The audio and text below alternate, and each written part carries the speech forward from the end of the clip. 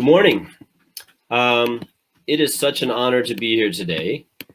I'm so grateful for the work. The last panel, everything that was being talked about, I think is absolutely amazing. I'm here today as a fan, but I'd like to do something a little bit absurd also. I'd like to start with an icebreaker. Now, this is a call and response activity. So even though I know this is virtual, I want to invite you all to participate in your homes. In addition to speaking out loud, you can participate by using the chat feature to respond. So let's try it. Hello. I said hello. Are y'all doing it? Hello, and welcome to the show. I'm kicking new rhymes that you already move like water, because that's the way we. On your mark, get set, get ready. Marco. They say you only live once. Did y'all get that? Marco. I can ride my bike with no horn. So low that no one can get underneath it. So elevated that no one can reach it. Tell me a story, I'll tell you a secret. Make me a promise, I promise to keep it. No beat, but I ain't stressing. Showing the people science lessons. I am a sleeping giant. Get in line to lift off. 10, 9, 8, 7, 6, 5, 4, 3, 2. Start the show cause the previews. Try new languages, speak new. We need new organs to breathe through. Inhale, anybody can participate. Exhale, put it on the calendar and pick a date. Celebrate together with the confetti and ticker tape. Party don't stop till the horizontal figure eight. Roof's on fire, but nobody better litigate. I was on the mic and I moderated the debate. Party over here, party over there. Either way, rocket for the young and old, plus middle-aged. But I don't want to go fast. Hey, I want to hit you like a thunderbolt clap today. So if you're feeling kind of vulnerable, that's okay. And if you're some kind of wonderful, well, that's just great. Any one of them is honorable. But I have to say that as of late, I want to flow so indomitable. Cash is clay. I want to flow so abominable that the glaciers refreeze and take from these seas. The rising tides, we make them recede. 3 feet to knee deep till we see the Maldive beaches, they can be free. While all these beings so blatantly breathe, the lobby screams no vacancy, leave. But it's always Jesus' face that needs sleep. So how much more awake can we be? I said hello and welcome to the show. I'm kicking new rhymes that you already move like water, because that's the way we. On your mark, get set, get ready. My name is Jamie. On stage, I go by Jonny 5, and I want to thank you for indulging me just now. I'm a professional rapper. For the last 15 years, I've been recording and performing music with a band called Flobots. I'm also a lifelong language lover and learner. Every time in my life I've had the opportunity to travel, whether with the band or otherwise, I've made a point to study the local language. In fact, I've come to see language learning as the primary criteria for making travel plans. I've also sought out ways to practice language in my hometown, Denver, on the ancestral land of the Cheyenne and the Arapaho, the Comanche, the Kiowa, and the Ute. Nearly 10 years ago, I started an English-Spanish language exchange meetup that soon became a karaoke group as well. Since 2014, I've been involved with an organization serving refugees. I've served on the board, I've taught ESL classes, and designed multilingual social activities. I've had the incredible privilege of very often being part of conversations with people from all over the globe in a single room. And finally, during the pandemic, in addition to creating more flashcards I know what to do with, I've been working on a virtual classroom design for a new company called Vernacular. It's a VR language learning platform. So despite my career as a rapper, my life in 2020 has now come to be defined mostly by my obsession with languages. And that's why it's so great to be here with you today. I owe my entire language journey to one person. I met him in the mid-90s as a high school student, the first time I ever left the US. My father had convinced me to study Spanish at a program in Costa Rica. One of the other students there was an older man from Eritrea, which was then the newest country in the world. Now, when I say older, well, I'm guessing he might have been 30.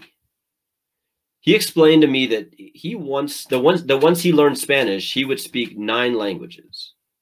9 languages. This was a revelation to me as a 14-year-old kid. I had somehow never considered that it was possible to speak more than 2 languages. But now that I knew it was possible, well, I wanted in. So when I got back home, I immediately signed up for Japanese class, which I was lucky that my school had. Right? I made it my life goal to speak 10 languages. 30 years later, I do not speak 10 languages. Or what I mean is, I don't speak 10 languages well. What I do is speak 10 languages badly. My Spanish is kind of bad. My Japanese is fairly bad. My Swahili, French, Thai, and sign language are much worse. My English is good, but my German, Arabic, and Mandarin are truly atrocious. But they're not 0. And while, of course, I'd love to be better at all of them. In fact, I'd love to have a seal of biliteracy in any of them, and it's something I look forward to working towards. I have to say that I am so grateful for the languages I speak badly. And that's what I want to talk to you about today. Today, I want to share with you 5 good reasons to speak a language badly. I'm going to try to convince you that the willingness to speak badly is a moral imperative, that it's supported by the science, that it's more fun, more effective, and that ultimately speaking badly will save us all. So let's go through the reasons. Reason number 1. Speaking badly means having the humility to step onto someone else's linguistic turf and make yourself vulnerable. Let's talk about obnoxious Americans. The most obnoxious American I can think of right now is a man named Jesse Waters. He works for Fox News. In 2016, after the presidential debates mentioned China a few times, he went to Chinatown in New York and pretended to interview people about politics. Then he edited it into a segment that was blatantly racist, drawing on the oldest cliches and stereotypes, gleefully conflating all Asian cultures, and in several instances, mocking the intelligence of elders who replied to his questions with silence. I'm not going to show this to you, but let me just assure you, if you're someone who values education, cultural exchange, and mutual respect, if you saw this, it would make you very, very mad. Now, on a linguistic level, what's most infuriating is this guy moves into a multilingual space with complete arrogance. He asks questions in English with no acknowledgement that Cantonese or Mandarin might make more sense. It's as if English is the only language that exists. By ignoring the existence of other languages, he depicts people as mute simpletons, incapable of response. And in doing so, he's drawing on existing American attitudes towards language. One toxic byproduct of American monolingualism, I believe, is the tendency to subconsciously treat English proficiency as a measure of intelligence. Without the experience of navigating in a new language, it's hard for our brains to remember that English is just one particular language among thousands of options. So it's bad enough that this particular obnoxious American can find an audience for his attitude within the United States. But the profoundly unjust reality is that as English speakers, such an attitude can persist even when traveling in other countries. We can travel to every continent with a reasonable expectation that we'll encounter people who speak English. We can even judge the ability of people we encounter. I heard a friend explain once that he was traveling in China and was relieved to meet someone who, quote, spoke really good English. And that's a perfectly innocent statement. But there's also another way to see the story. Certainly, we can say that the Chinese man's English was good. But we might also notice how truly bad the American's Mandarin was. How bad was it? His Chinese was so bad, so truly non-existent, that when he traveled to China, his only possible hope for communication in China was to randomly encounter somebody who had somehow spent years studying his language. That's pretty bad. For perspective, try to picture the inverse.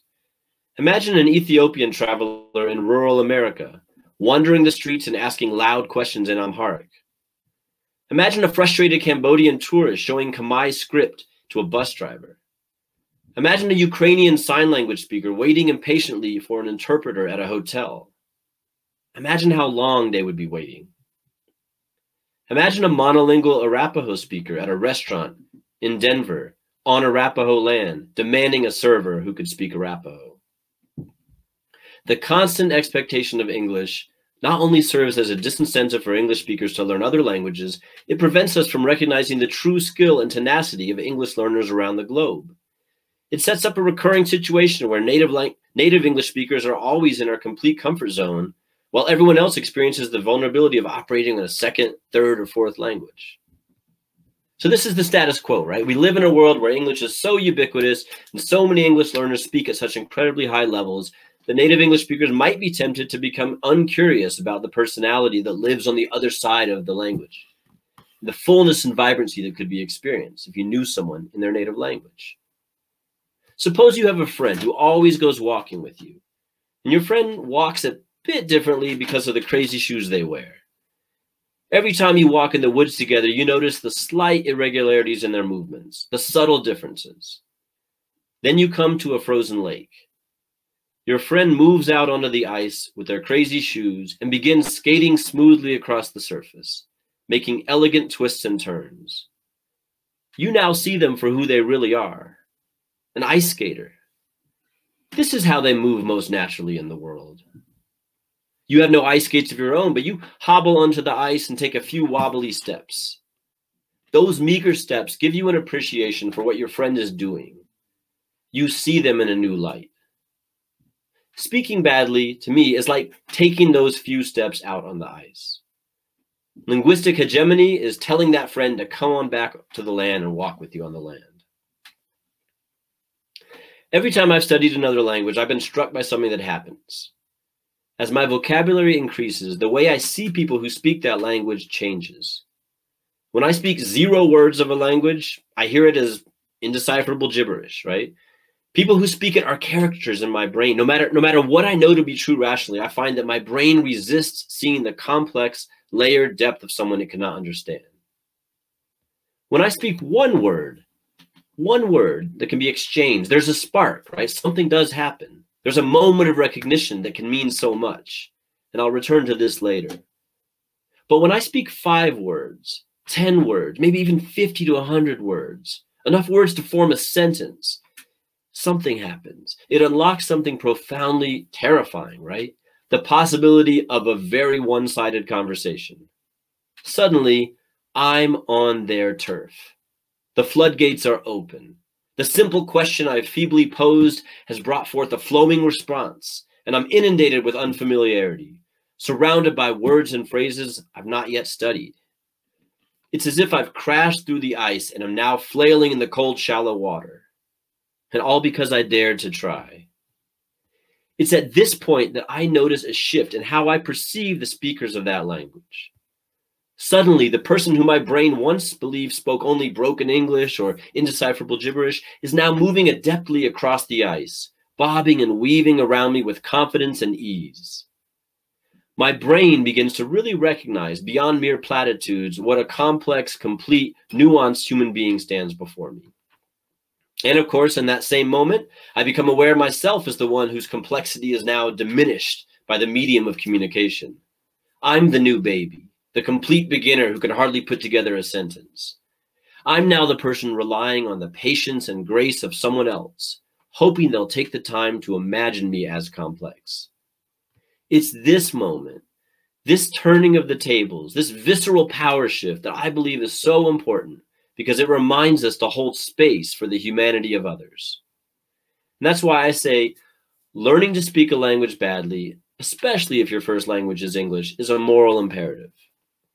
If you have the courage to learn just enough to make yourself vulnerable, you will receive access to a resource the world so desperately needs more of right now: humility. So that's the first good reason to speak a language badly, and the most long-winded one. The second reason is speaking badly is the only way you'll ever speak well, right? According to the natural order hypothesis of the comprehensible input theory, which I believe in, all learners acquire the grammatical structures of a language in roughly the same order, right? And the order of acquisition remains the same regardless of the teacher's explicit instruction. Now, I know there's criticism of the hypothesis, but I have to say I find it both true and quite helpful. I find it true because I'm pretty sure I learned masculine and feminine agreement on the very first day of class in 8th grade Spanish in 1991.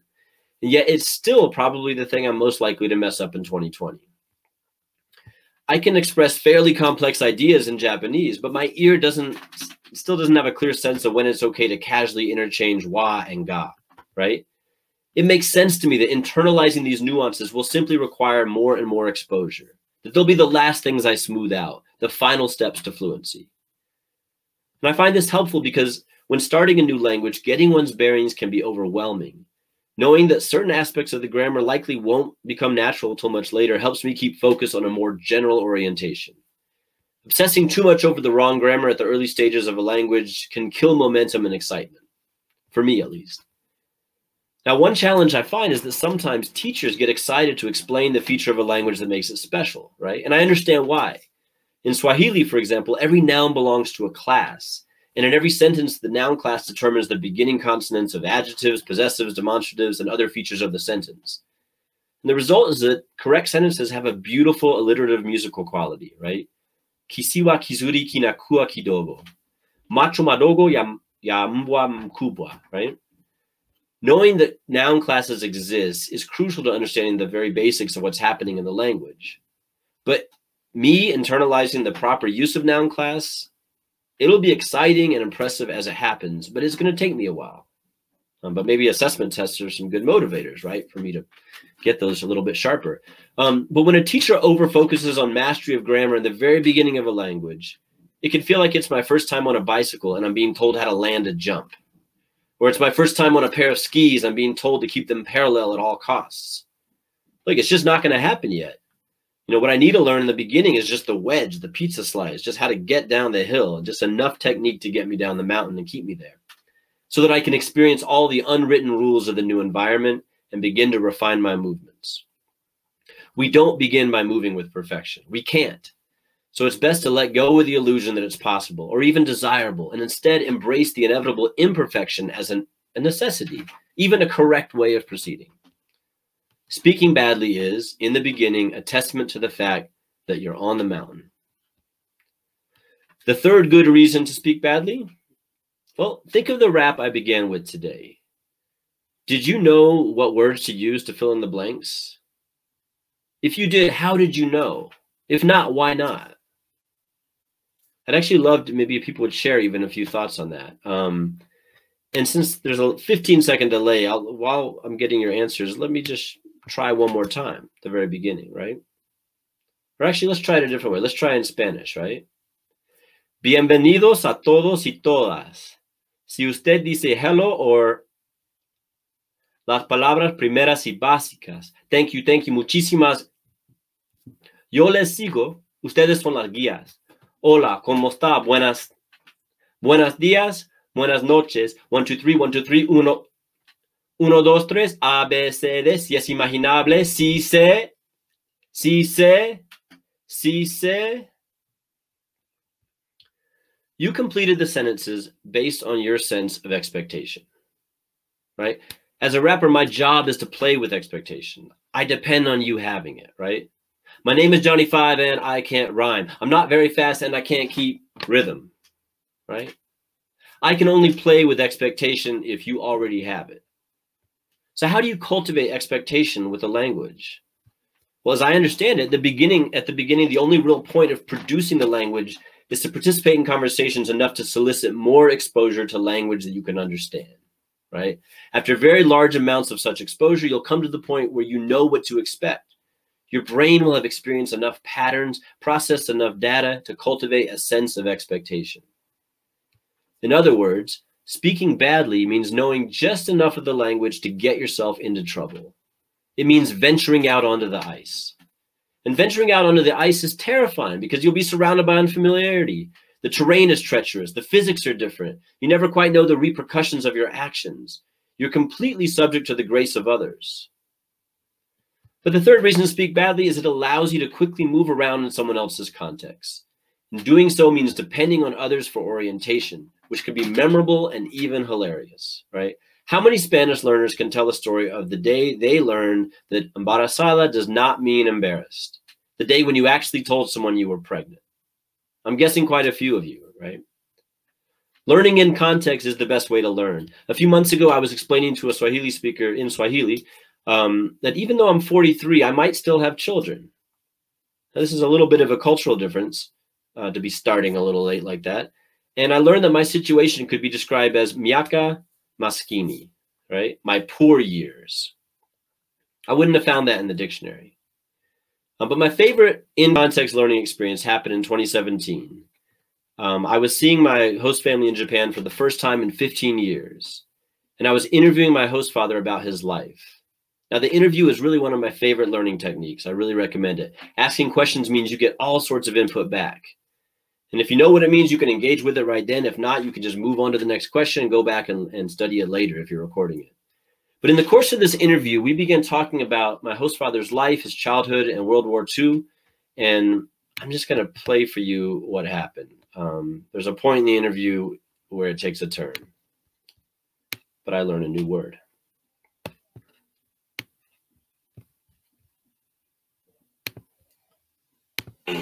Americaと日本はとても仲がいいから。そうね。ね。昔ね、なんか50年前、そう。70年前だ。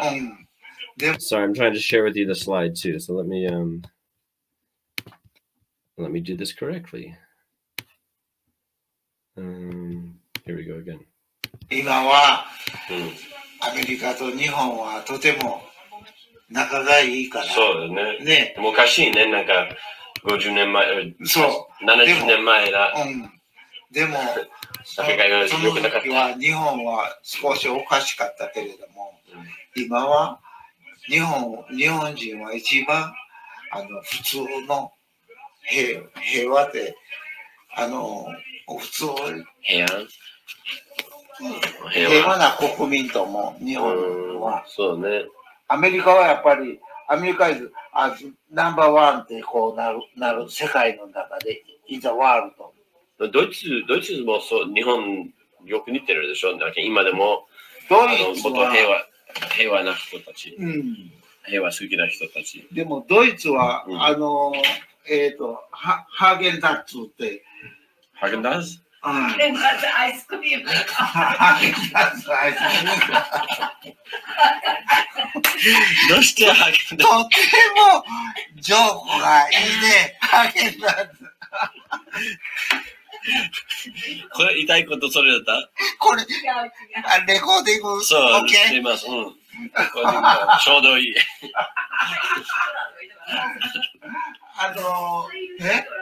ヒトラーはなんて？ヒトラーの親衛隊。違う、ハーゲンダッツかなんかいる。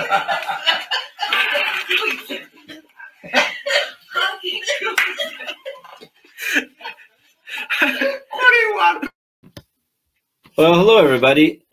Of course, my internet would have to do that, but it's all right. The ending was very weak of that presentation, so that was the perfect ending. I'll say that the last point I wanted to make is that even one word does make a big difference in a multilingual, multicultural world where I have the option to learn 12 new words. I've decided if I can learn 12 new words of the 12 new languages of the 12 new people from 12 different communities in my classroom, I think that's the most you can do with 12 words. And I think it matters a lot. And so I really thank you all for the work you're doing. I'm sorry that the technology wasn't in our favor at the very end, but it's a joy and a privilege to get to be a part of this event. And I think you all are incredible. Thank you all so much.